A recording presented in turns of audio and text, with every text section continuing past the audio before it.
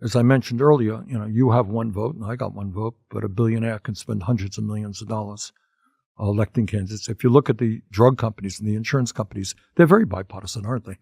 They give money to Democrats, they give money to Republicans, they give money to anybody. But don't take us on. Allow us to make huge profits at the expense of the American people. Now, we can go on for many hours. I'm chairman of the committee. I know a little bit about this one. But you got a dysfunctional healthcare system. And I want, again, people to hear how dysfunctional it is. We are spending over $13,000. Imagine that for every man, woman, and child. You're a family of four, $52,000. That's Medicare, Medicaid, VA, everything else, okay? And yet our life expectancy is far below most other countries. If you're working class in America, it's 10 years below the wealthiest people in this country.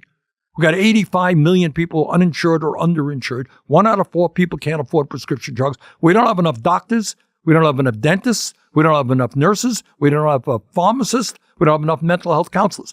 It is a failed system. So you're right.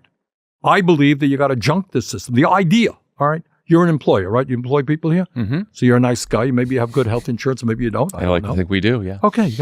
But maybe the person across the street is not a good employer, whose needs are just as good as your employees, right?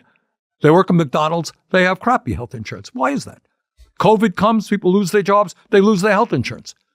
Why is health insurance attached to your job? Does that make any sense at all? It doesn't make any sense at all. It goes back to the 1940s and World War II, as a matter of fact.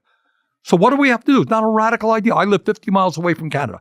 John, if you were in an automobile accident in Toronto, all right, you spent a month in the hospital. Do you know what your cost when you get out? Not much. Not as much as here.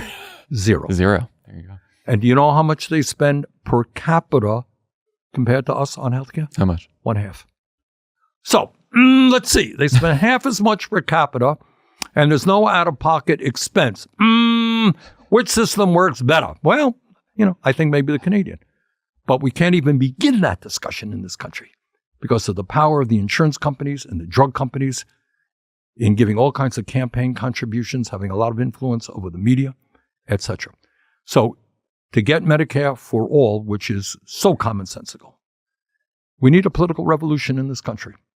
And it's, you got a right-wing Republican Party, you got a corporatist Democratic Party, in all due respects, and we need a political revolution from down below to transform the political system in this country and say, hey, you know what? You're elected to Congress, you represent me, and not some big money lobbyist.